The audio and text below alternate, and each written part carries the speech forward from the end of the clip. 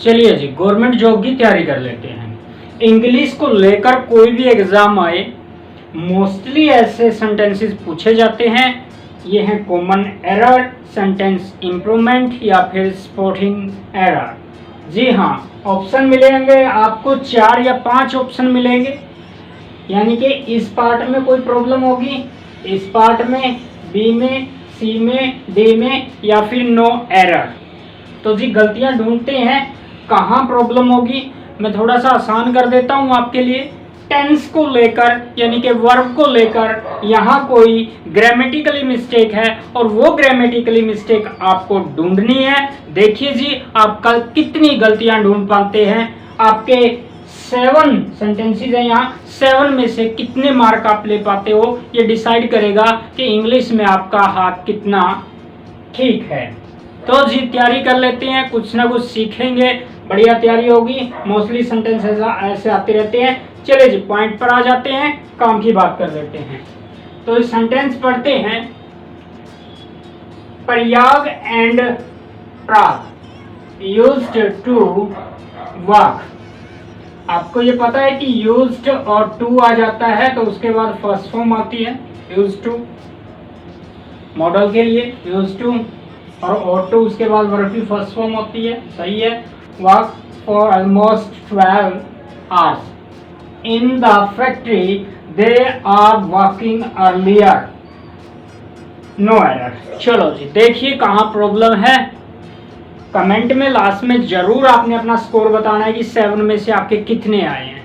Very good, लगे रहिए, तैयारी कीजिए, बताइए, वीडियो को पॉज कर दीजिए कहाँ कौन से ऑप्शन में प्रॉब्लम आ रही है। तो जी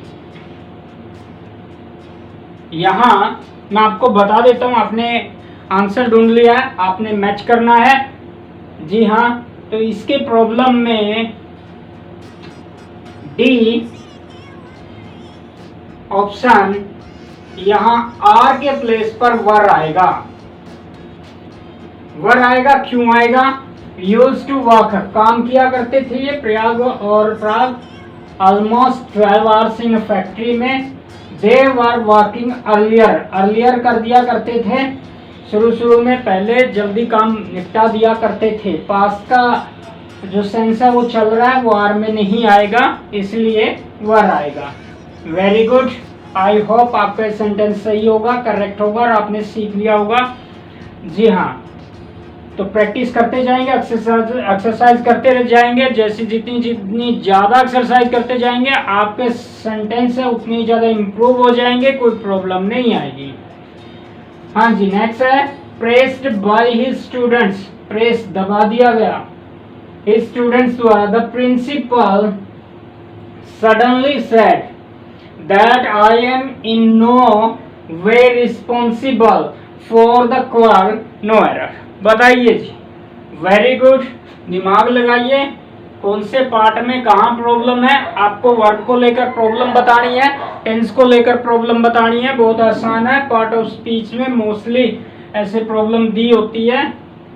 जी हाँ, आपने ढूंढ लिया है, तो इसका आंसर रहेगा सी, सी ऑप्शन, ये वाला, दैट आई एम। तो देखिए जी, प्रिंसिपल सडनली सेड पास में जा रहा है तो आई एम नहीं होगा, यहाँ एम की जगह वॉज होगा और आई भी नहीं होगा क्योंकि प्रिंसिपल ही होगा। तो क्या हो जाएगा? ही वॉज हो जाएगा। He was in no way responsible for the quarrel. Very good, बहुत बढ़िया। थर्ड सेंटेंस आपके सामने जी, देखिए कहाँ आप करेक्शन कर सकते हो। बिल्कुल बढ़िया। The saint at that time believes that it was his mission to separate the message of God to all. चलो जी, एक बात मैं मैसेज को लेकर बता देता हूँ, यहाँ भी एक क्वेश्चन बन जाता है, मैसेज और मसाज। मोस्टली स्टूडेंट यहाँ स्पेलिंग में मिस्टेक करते हैं। जब ई आ जाता है तो वो मैसेज यानी कि संदेश हो जाता है, और जैसे यहाँ ए आ जाता है वो मसाज बन जाता है। ध्यान में रखना, यहाँ कुछ गड़बड़ करने की जरूरत नहीं है। एज, ई, एज, उमर, ये यही रहेगी। मैसेज और मसाज में बस यहाँ अंतर आएगा, ई आएगा तो संदेश मैसेज, ए आएगा तो यहाँ MA वो मसाज हो जाएगा। अपने ध्यान में रखना इन दो स्पेलिंग में। चलो जी, आप गलती ढूंढ रहे थे, उम्मीद करता हूँ आपने गलती यहाँ ढूंढ ली है। कौन से पार्ट में मिस्टेक है? तो जी मिस्टेक रहेगी आपकी ए ही पार्ट में। बिलीव्स नहीं होगा, बिलीव्ड होगा, V2 बन जाएगा इसका, क्योंकि पास में सेंस चल रही है आपकी। Was that it was his mission to separate message. जी हाँ, वेरी गुड। पास का कॉम्बिनेशन बनता है, प्रेजेंट का नहीं बनता है। तो जी नेक्स्ट आपके सामने sentence, I did not like going, like के साथ gerund ing। तो I did not like going to night school, but I had no alternative as I have to work in daytime, no error। जी हाँ, बहुत ही आसान हो जाता है अगर बार बार प्रैक्टिस करते हो, आप टू द पॉइंट वहाँ चले जाते हो। सबसे आसान तरीका है इंग्लिश इम्प्रूव करने का। जितने भी कॉम्पिटिटिव एग्जाम हुए हैं पिछले साल के, वहाँ आप उनकी एक्सरसाइज कर लीजिए। उन्हीं को घुमा फिरा कर सेंटेंस आते रहते हैं और ज़्यादा कुछ नहीं है। बार बार आप प्रैक्टिस कर लेते हो।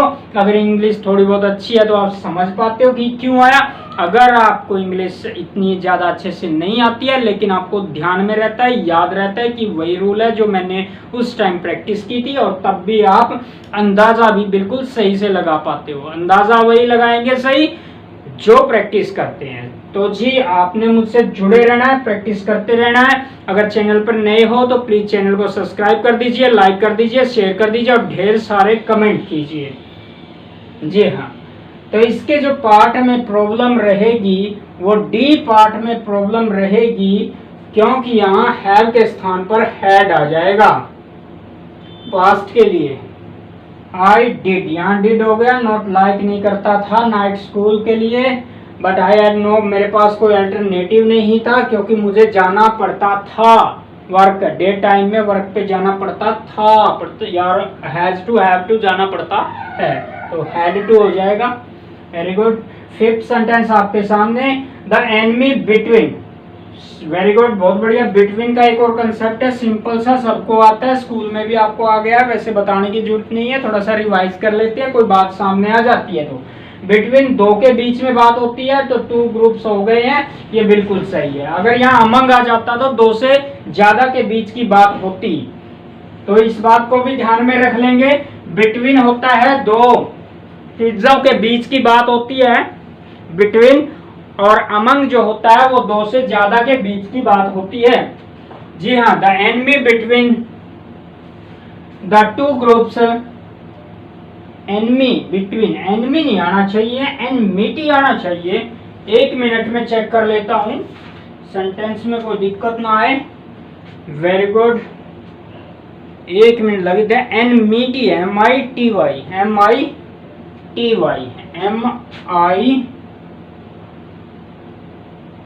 सेंस लग रही थी मुझे कि एनिमी तो नहीं बनेगा, तो इसके लिए सॉरी। हाँ जी, द एनिमिटी बिटवीन, शत्रुता किनके बीच में? दो ग्रुप्स के बीच में। हैड रीच्ड ए लेवल पर पहुंच चुकी थी। Where reconciliation has become impossible, no error. Very good, उम्मीद करता हूँ आपने गलती ढूंढ ली है। बहुत ही आसान है, जैसे कि पास्ट में चल रहा है तो यहाँ सी में प्रॉब्लम रहेगी, यहाँ हैज के स्थान पर क्या हो जाएगा? हेड हो जाएगा। वेरी गुड, बहुत बढ़िया, बहुत ही अच्छे, बहुत अच्छे जा रहे हो। तो Anita, next sentence, Anita was unhappy about the results को लेकर अनहैप्पी थी of the discussion she has with Rajni के साथ जो उसने की। तो जी नो एरर, क्या प्रॉब्लम है बता दीजिए। बहुत अच्छे, वेरी गुड, बहुत ही अच्छे स्टूडेंट है, बहुत ही बढ़िया। तो जी यहाँ क्या प्रॉब्लम रहेगी? डी ऑप्शन में यहाँ प्रॉब्लम रहेगी, हैज के स्थान पर हैड आ जाएगा। जैसे कि आपने भी देखा बहुत सारी एक्सरसाइज में हैज के स्थान पर हैड ही आया हुआ है, तो थोड़ा सा अंदाजा आप ध्यान में रखना, कहीं हैज के स्थान पर हैड तो नहीं आएगा। तो लास्ट वन है तो देख लेना, हैज के स्थान पर कहीं हेड तो नहीं आएगा, लेकिन नहीं जी, ये हमने ध्यान में नहीं रखना, ये रट्टा नहीं लगाना, हमने बात को समझना है। Foolishly Madhu threw, last sentence है बिल्कुल। Some water on the electric heater पर, फुलिशली मूर्खतापूर्वक मधु ने थ्रू कर दिया, फेंक दिया। हमने ध्यान में रखना होगा V2 को, V2 है, V1 है, क्या है V2 पास में है। आपका जो सेंटेंस होता है आंसर उसी में छिपा होता है, आपको थोड़ा सा ध्यान रखना पड़ता है, सेंस वर्क करवानी पड़ती है, उसके हिसाब से जो ग्रामेटिकली जो वर्ड आए हुए हैं उनके हिसाब से उसकी हिंदी बनानी होती है, न कि अपने हिसाब से वैसे ही बना ले जैसा दिया हुआ है उसको। पास्ट का है तो पास्ट के थ्रू हिंदी बनाइए। तो जी फुलिशली मधु थ्रू कर दिया सम वाटर को ऑन द इलेक्ट्रिक हीटर पर, अच्छा जी पानी फेंक दिया। When it catches fire and she got V2 है तो ए शॉक, झटका भी हुआ, उसे लगा, शी गॉट ए शॉक हुआ V2। अब बोलिए जी कहाँ प्रॉब्लम है? बिल्कुल आसान लग गया, मुझे तो लग रहा है आपको। बिल्कुल सही आपका आंसर, आप सही कह रहे हो। आपके सी में प्रॉब्लम है और कैचेज के स्थान पर कॉट हो जाएगा, V2 हो जाएगा, पास में सेंस वर्क कर रही है। देखिए जी कितना आसान है। तो ऐसे ही प्रैक्टिस करते जाइए और ढेर सारी चीज़ें मैं आपके लिए लेकर आता रहूँगा और ऐसे सेंटेंस लेके आएंगे। नेक्स्ट टाइम में इससे भी बढ़िया वाले सेंटेंस लेके आएंगे, कमाल की चीज़ें लेके आएंगे टाइम टू टाइम आपके लिए। अगर आपकी इंग्लिश वीक है तो वीक नहीं रहने देंगे, एग्जाम में ऐसे सेंटेंस आते रहते हैं और वो आपके लिए तैयारी हम करवाते रहते हैं। तो जी हमसे जुड़े रहें बिल्कुल अच्छे से। तो मिलते हैं ऐसी और नेक्स्ट वीडियो में। ओके, तब तक मेहनत करते रहना। सी यू सून।